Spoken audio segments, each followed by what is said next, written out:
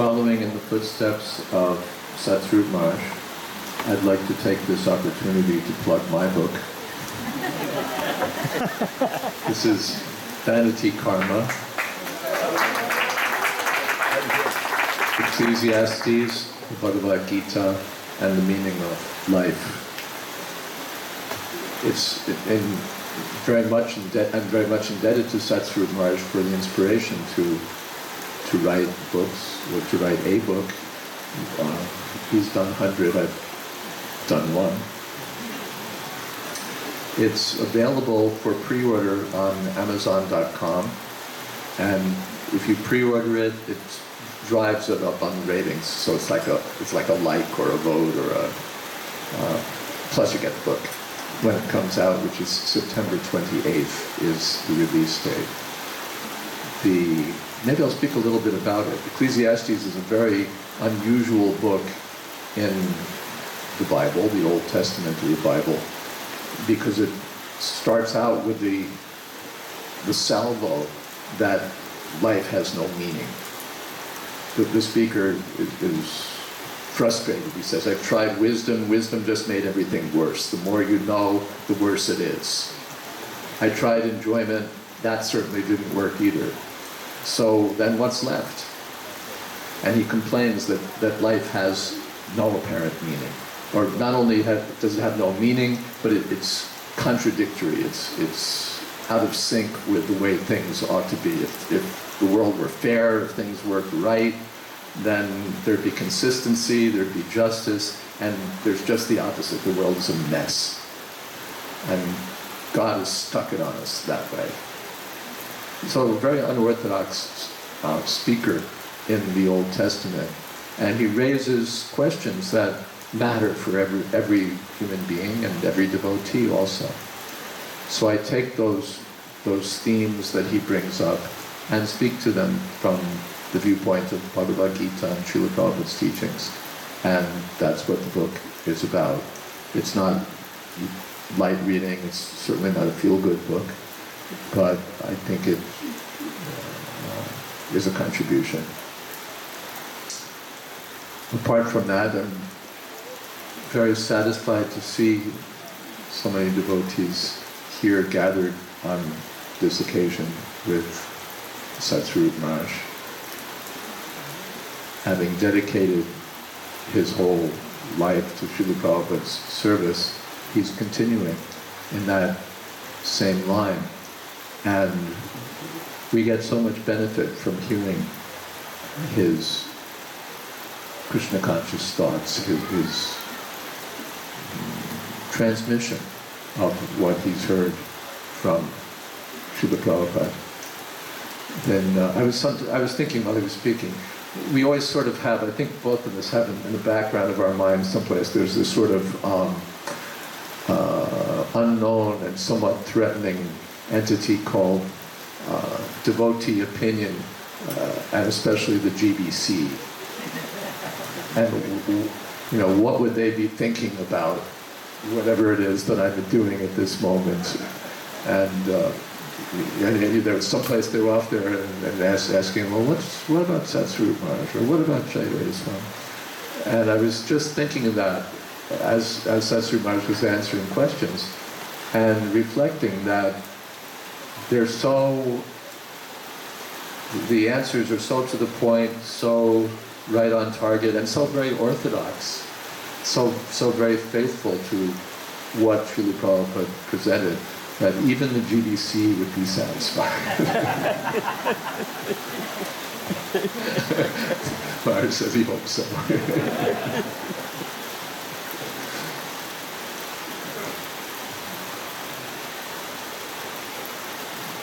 Well, that was my 5 minutes. Did you?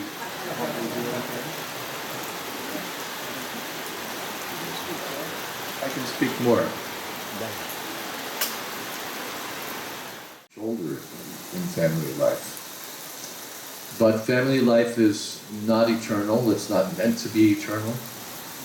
It's a room one walks into from one side, and there's a door on the other side that one can go out. So the Vanaprastha life is the opportunity for loosening attachments, and also for reclaiming our time.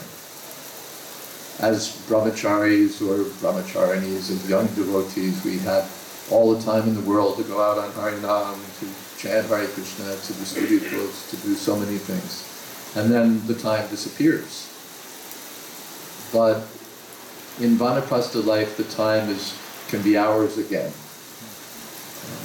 We can reclaim that opportunity. Satsvarupa Maharaj mentioned that that Vanaprastha couples can travel to holy places. And apart from that, there are other things they can do. We have so many temples which are understaffed, where there's so much that could be done, or just apart from the temple, so many projects that can be undertaken.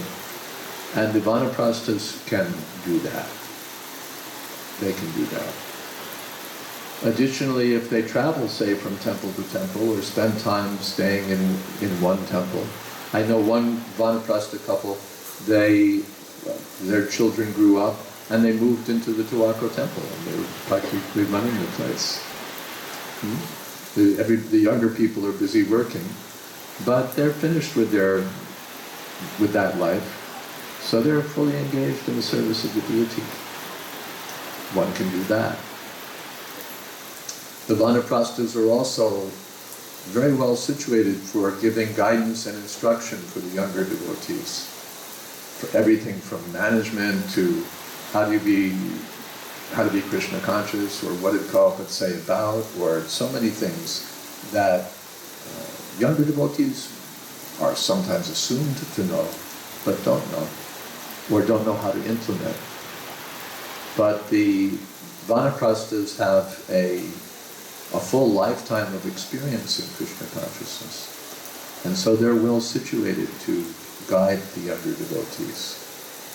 They're also particularly well situated to guide grihastas.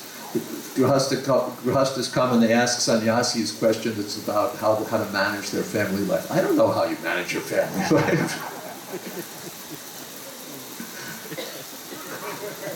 I haven't the slightest idea.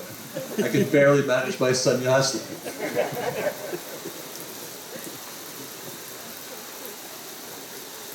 But the Vanaprasthas have had experience in managing family life and the ups and downs of it. They've persisted in their family life, and they've somehow held it together.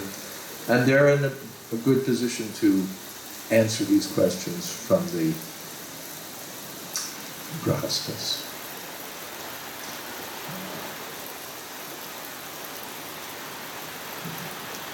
The Vanaprasthas are a little invisible in ISKCON. The sannyasis are visible. You see right away he's dressed as a sannyasi. Brahmacharis when they're seen at all, they're very visible. A few orange specks against an ocean of white. The Vanaprasthas are not so visible. And my thinking is that they can become more visible, that as ISKCON matures, we'll want to institute signs of having accepted that ashram, just like in the Cub Scouts they have, Boy Scouts they have merit badges, and in various institutions there are uniforms, and so on, the army. I think in ISKCON we'll want to do that. For the Vanaprastha ashram, there are no particular rules or formalities. The main thing about the Vanaprastha ashram is the mood of winding down material life. Accepting married life means moving up, building a career, getting a home together, starting a family, and essentially building up your establishment, building up your life. And Vanaprastha ashram is the opposite.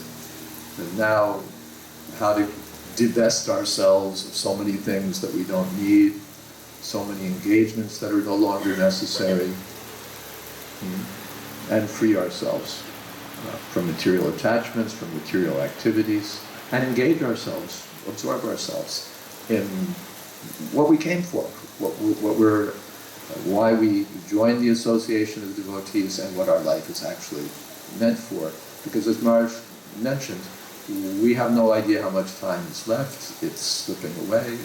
It could end abruptly. And if we're just sort of kind of going through the motions of sort of suspended animation, not suspended animation, that's wrong, perpetual motion from Grihastha life, just momentum from householder life, but not really accomplishing what we should be accomplishing, and then we're missing out.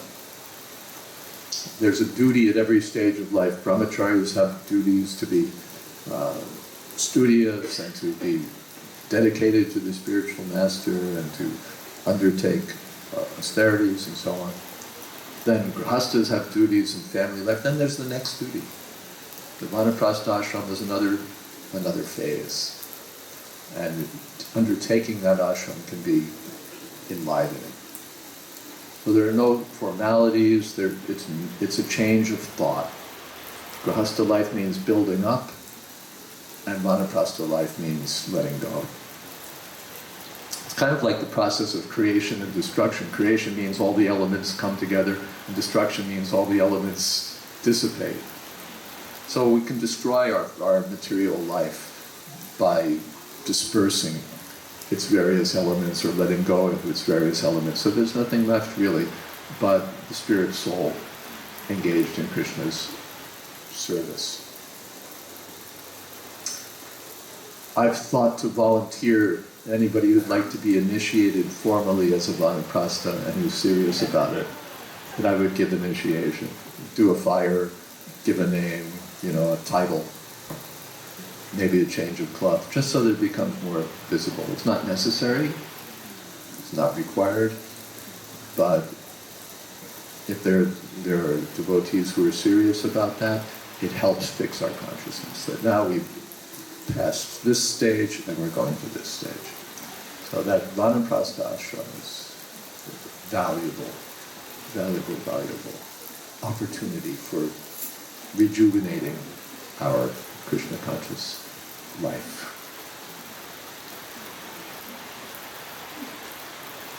Okay?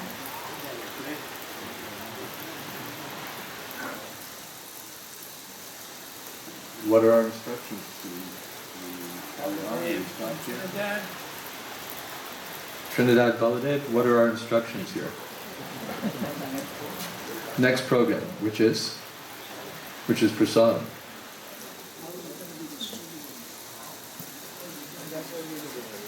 Okay, Baladev is going to speak on this most significant topic.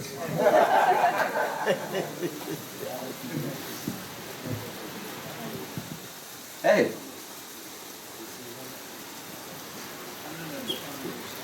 His Holiness Danadhara Swami has arrived and is sitting here.